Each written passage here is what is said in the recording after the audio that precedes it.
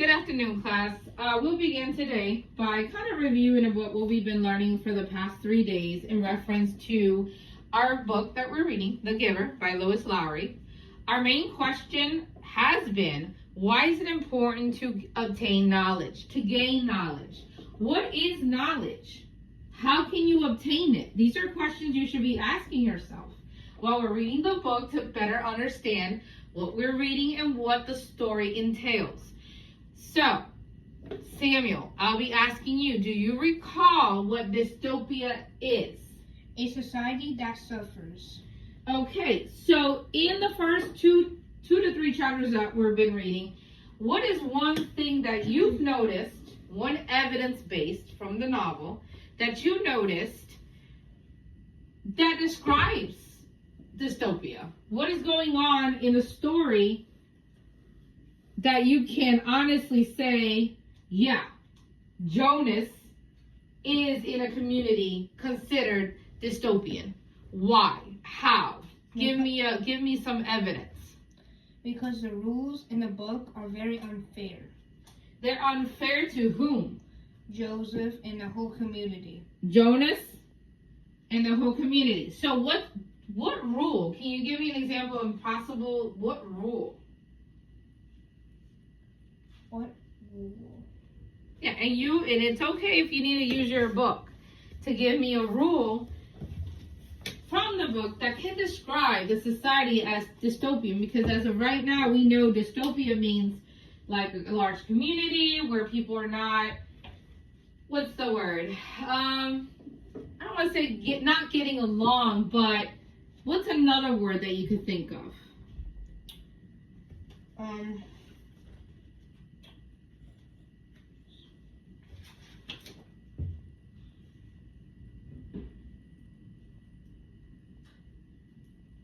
If that makes it a little hard, let me go ahead and give you another question that might help guide you, right?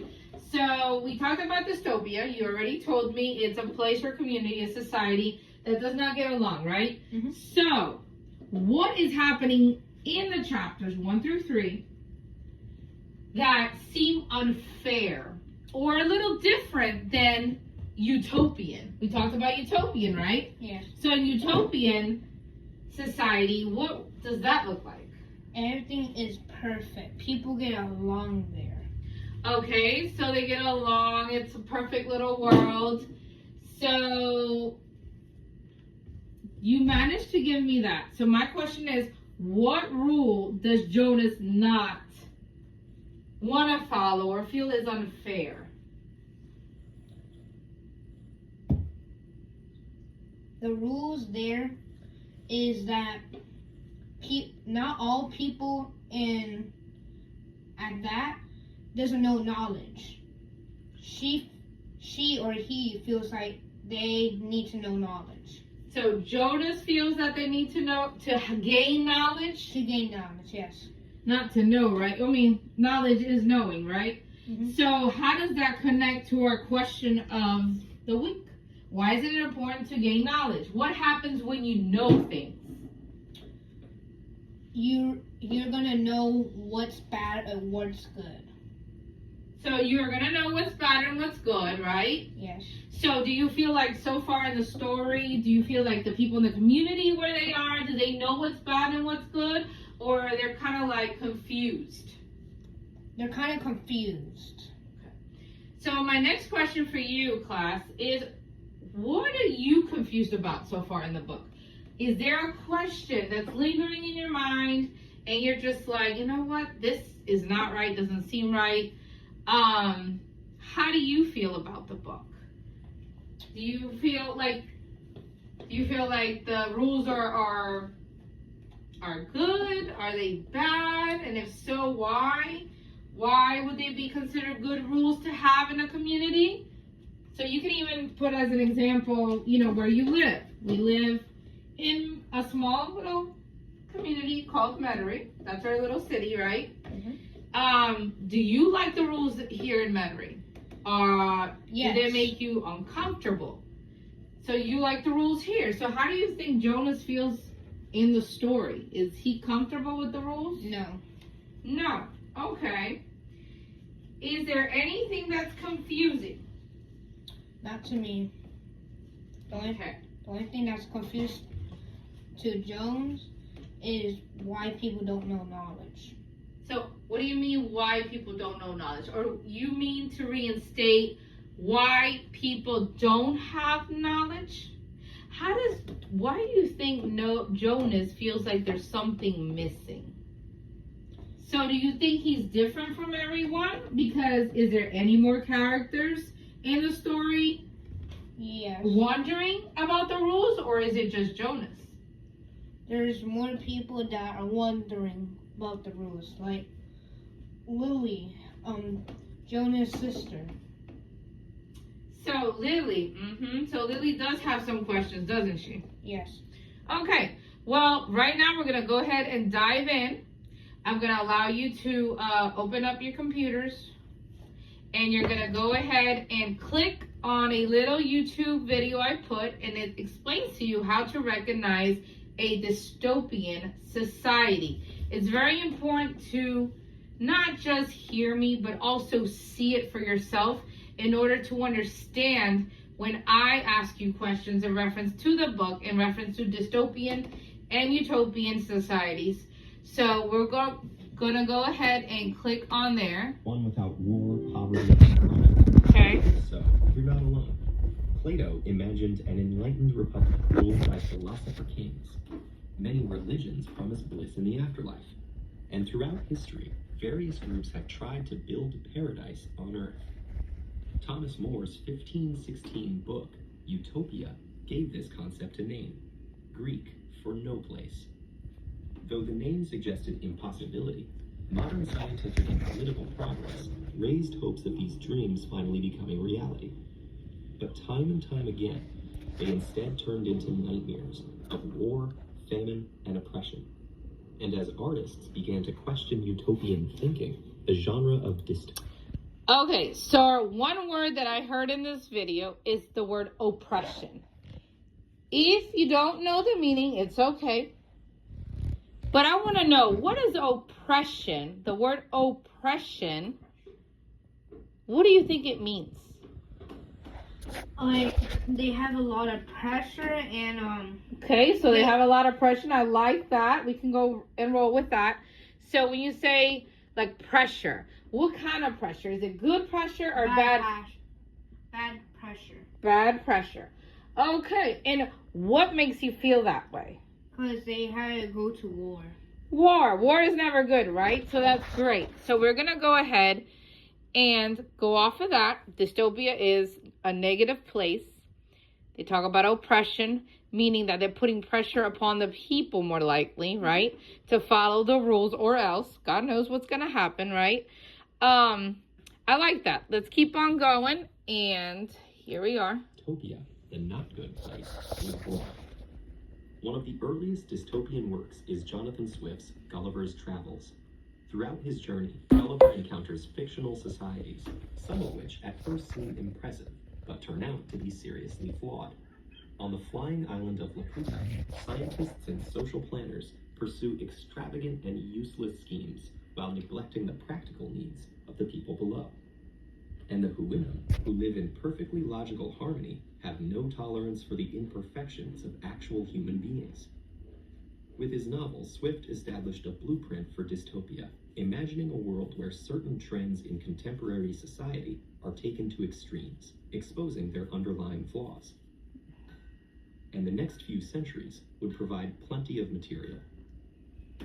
Industrial technology that promised to free laborers imprisoned them in slums and factories instead, while tycoons grew richer than kings.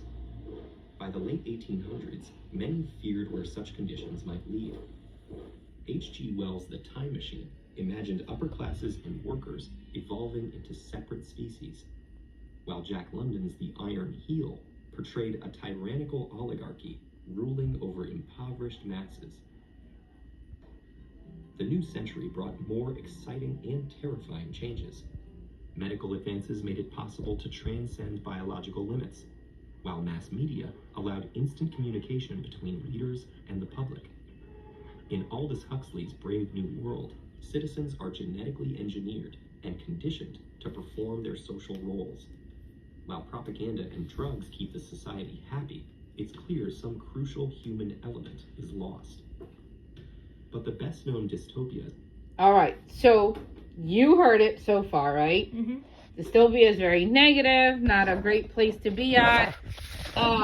Could you possibly, by just listening to this, give me an example of a dystopian society? It could either be from like history, now. Can you think of something that's happening or has happened that is very similar to this kind of society where basically you have what, like the government maybe, or one ruler person, making sure that everybody stays in line?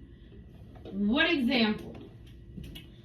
I want to say that the president in this video was crushing all the people in the community and like slaving them to do this and do that.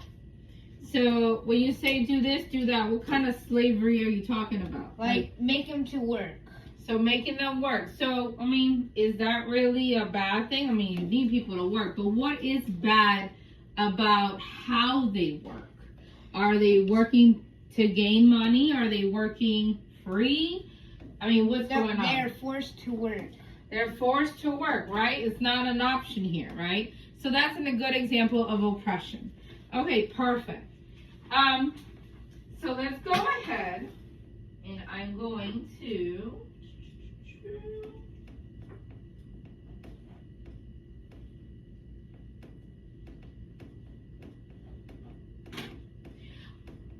We are going to make an inference, okay? What do you think is going to happen without reading any more chapters, just one chapter, chapter 1 through chapter 3, what do you think is more likely going to happen with Jonas? So Jonas is against this unfair rules. He or she's probably going to stand up for herself and talk to the government or president. Okay. So as of right now, you still don't know if it's a she or he? Yeah. Really? Yeah. Okay, let's go ahead and read, because I feel that you should know by now who Jonas is. But if we don't know it, I can fix that. We can fix that. Let's go ahead and on a piece of your loose leaf paper, we're going to make a character chart, okay? I love character charts. So our main character in this little bubble here is Jonas, right? This is the first person we come across, right? All right. And who's the other person? Lily. Lily. So Lily is who? What is she to Jonas? A brother? Lily? Or Jonas? Jonas. So Jonas is a he, right? So he's the brother to Lily, okay? And this helps, okay? And this is the sister. Any other characters that you come across in chapter 1 through 3 that you think are very important? Let's read. Page 3, the giver. Even the children were scolded if they used the term lightly at play, jeering at a teammate who missed a catch or stumbled in a race. Jonas had done it once. He shouted at his best friend. That's it, Asher, you're released. So is Asher a person? Okay, let's go ahead and jot Asher down. When Asher's clumsy error had lost a match for his team, he had been taken aside for a brief and serious talk by the couch, had hung his head with guilt and embarrassment, and apologized to Asher after the game. Okay. So do you know who Asher is to Jonas? A teammate. A teammate, a friend, right? So let's go ahead and write friend on your chart. Good job. Because we want to make sure, before we keep on going in the story, we understand who these characters are and what part do they play in the story. Okay? Mm-hmm. Now, I have a question, because I know this one, a lot of kids did not understand, a lot of my students. Do you by any chance know or have an idea where is this story taking place? What is the setting? No, 15. 15. Where do you get this 15 from? Is it in the book? Not really. I'm not saying the year. So let's look back. And I want you to read through there. Read it out loud if you need to. So we can both analyze this.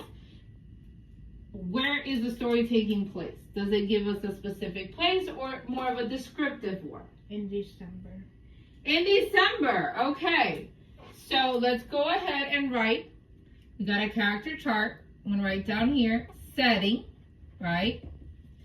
In December. That's when the story starts, right? So what else do you know? What is happening?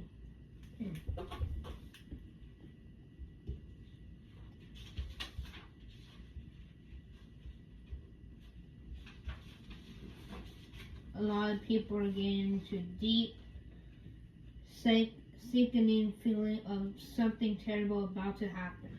Okay, so there's a lot of people in the story that something terrible may happen. Do you know why? You can read it out loud. He had never seen aircraft so close, for it was against the rules for pilots to fly over the community. Mm-hmm. Occasionally, when supplies were supplies.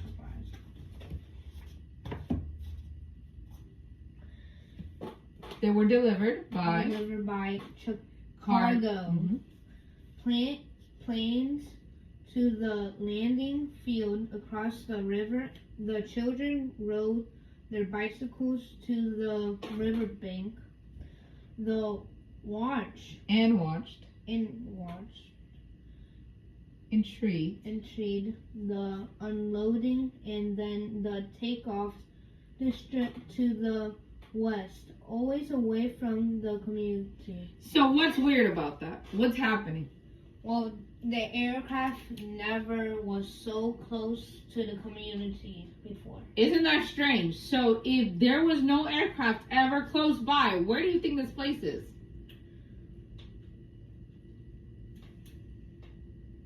Where would this land be? Like, what would you describe it as? There's an aircraft. A city. It's a city, you're right, but where? Where could you imagine it? It's at the west, so I'm saying, like, where the rivers are at. So there's water. There's a body of water around it. Could be an ocean. They're talking about rivers. So what's geographically? We all are surrounded by water, right? Yes. But they're in a distant place from what we understand. So when you're at a distant place where you're away from everyone else, where would you be? A desert. Could be a desert, but there's water. Where's the logic? Let's use logic here. So, what else? Maybe, Talk about cargo. We're talking about cargo. Do you know what cargo is? No. So cargo is a shipment of food. It could be food, clothes. A poor place. So it could be a poor place. Hey, they gotta get shipments, right? But most importantly, if you're bringing cargo, right? You go by air would be one, and the other one would be by Land. By land, or another one? Street. By water, like a boat, a ship brings cargoes. That's how we have a port, right? So could this indeed be an island? Could they be in an island? That is possible. That is possible, right? Anything's possible. Hawaii? Because Hawaii could be like a little island. It could be very small. It doesn't have to be that big. Not imaginary at all. There you go. All right. So that is what I want you to think about as we read, right? Yes. So let's see.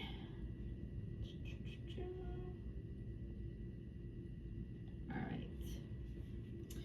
So is there anything else that caught your eye while reading this chapter No, Miss that Dixie. could connect it to the dystopian society besides the rules? No. No, Miss not Dixie. right now? Okay.